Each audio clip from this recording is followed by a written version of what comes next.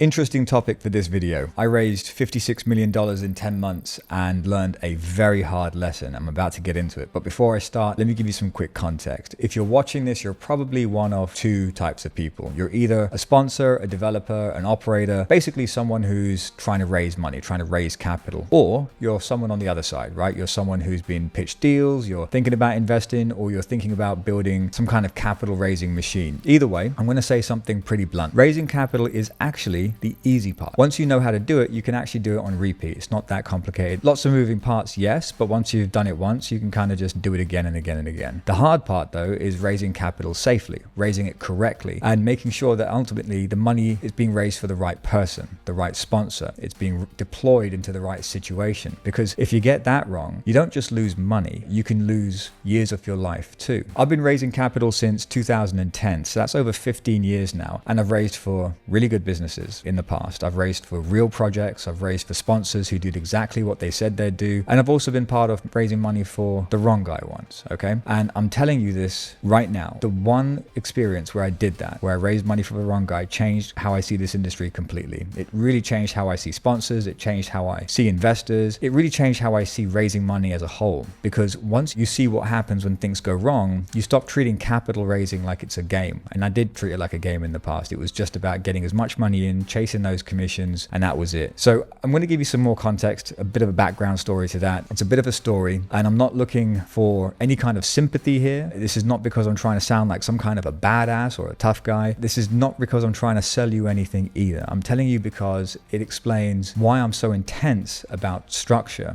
and why I'm so obsessive specifically about sponsor behavior. That's the human behind the machine. Who's raising the money? Where is the money going? Who's the owner? Who's the captain of the ship? And it's why I keep saying in many of my videos, momentum is not proof of safety. That will make sense in just a moment. So back in 2015, I was involved in raising capital for a company called Barworks. Now the concept was really simple. It was very familiar at the time. This is back in 2015, right? So they were converting street-facing coffee shops and restaurants into co-working spaces, right? And this was back then in 2015 before every brand and their mother started, setting up a co-working company. At the time, the only main player in that space was WeWork, if you recall them. Massive, big, large buildings, co-working, very trendy. And that familiarity mattered a lot because at the time, investors didn't feel like they were buying into something new or an alien. They felt like they were buying into something that they understood because there was massive marketing for WeWork at the time. And ultimately, when we sold Barworks, which was the kind of Starbucks equivalent of WeWork, sold like hotcakes, right? We raised tens of millions of dollars in a very short period of time. Hundreds and hundreds of investors got involved. It was like the minimum investment was like $20,000. So lots of investors to get to the 56 million inside of 10 months. And the money kept on coming in. But here's the dangerous part. When capital is flowing, you start to relax. You start to assume, well, if there are this many people buying, if this much money is coming in, it must be solid. I mean, don't forget, everyone's getting their own legal counsel to review the deal. They're having their,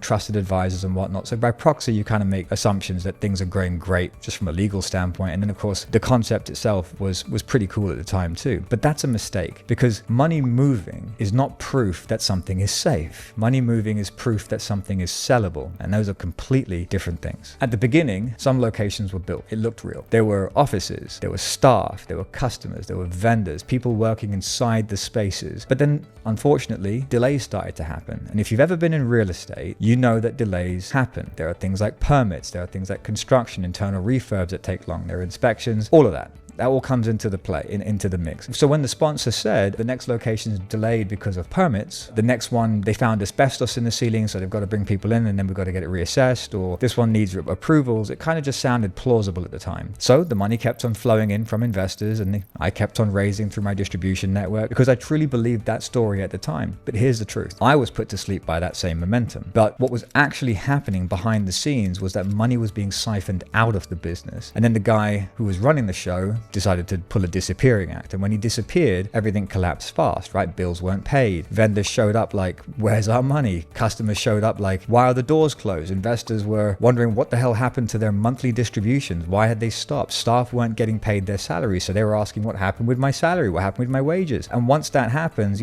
authorities get involved. And that's when the real nightmare really started to begin. Because in this business, there's something that you really and truly need to understand. The authorities don't just look at the mastermind. They look at the machine, right? So it's not just looking at the person responsible for coming up with the idea to steal money, to siphon money out of the business. They look at everyone that was involved with it. Who was involved? Who promoted it? Who brought the money in? Who was visible to people? And I was visible, right? I raised the money. So guess what happened? I got pulled in. And that's when I learned something that changed my brain, the way I think about everything permanently. Ignorance does not save you, not in the business of capital raising, at least, not in America. If you're part of the machine, you're part of the machine. If there are some red flags that you didn't catch or didn't communicate or didn't force the sponsor to resolve, they will not care that you didn't know. I did 3.5 years in federal prison, 3.5 hard years in Beckley, West Virginia FCI. It's a medium-high prison with an active yard. So if you know anything about prisons, you'll know that that's a pretty bad place to be. So no club fed for me. And that was a very hard time. And I'm not saying that for drama. I'm saying that because I want you to understand when I talk about sponsor qualification, I'm not doing it because it sounds sensible or smart. I'm doing it because I've lived through that consequence of not doing it properly. I've been on both sides. I know how powerful capital raising can be, how profitable it can be, but I also know when it's done wrong. I know what happens when it's done wrong. Now let me kind of connect this to you, because you might be watching this thinking, but I'm not running a scam. I'm a real sponsor. My deal is real. I'm not stealing anyone's money. I have no intention of doing that. Well, that's good, but here's the problem. Most disaster stories don't start as scams. They start as momentum, right? They start as confidence. They start as people assuming the structure is sound because money's flowing. That's why I keep saying this. Momentum feels like proof, but it's not. And here's the other layer to that too. Even if your intentions are clean, investors can still get hurt when a sponsor, for instance, overextends in the business, or a sponsor starts living off investor money. I've seen that happen plenty of times. Or a sponsor is kind of sloppy with execution in the way that they're operating their business, right? They're not the best operator. They may have had the vision to raise capital, but they're not the best in the business. Perhaps the sponsor is undercapitalized, or the sponsor can't meet obligations. If the sponsor just simply gets stressed, they're human and they start making dumb decisions. That's real world stuff, and it happens. It's rarely some kind of like movie villain with a mask on that,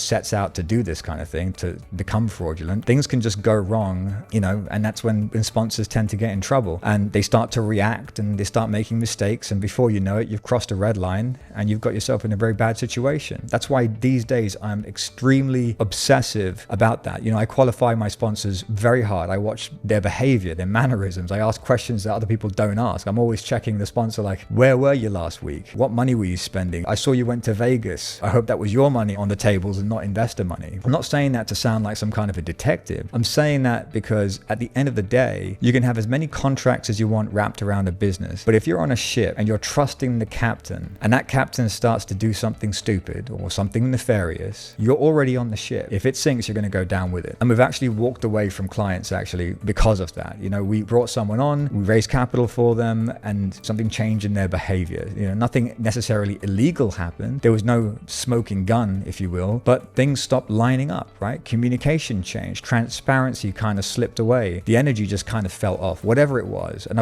I've learned from that, kind of trust that instinct. So we stopped, and immediately stopped. We completely withdrew representing that particular opportunity. We stopped promoting it. Investors clearly, look, we're no longer comfortable supporting the sponsor. You should do your own review and make decisions accordingly. That's it. No drama. We just kind of drew a line in the sand, said we're out. No accusations, just a hard stop. Because once you've been burned once, especially in the way I have, you don't ignore your instincts again. Let me land this somewhere practical for you, because this isn't just a war story. It's not me this isn't just story time, right? This is the reason why I look at sponsors differently now. The reason I structure deals differently now. It's why I advise people to structure deals in certain types of ways. The reason why I don't give people the benefit of the doubt when their mechanics don't line up. Because once you've seen the downside, you stop confusing money or raising money with building something durable, because it's two different things. What does that mean to a sponsor developer? It means you just can't be good at raising money. You have to be investable. So there's more to being investable than just being a good sales capital raising machine is. They aren't the same thing. So being investable means your offer needs to be clear. Your structure needs to be really sound. Your risk handling needs to be clear and visible instantly to a potential investor. And your process needs to be super disciplined. Like, you need to be almost robotic in the way that you run your operation. Capital as a word, it's not some kind of abstract thing. It's real people. Capital refers to someone's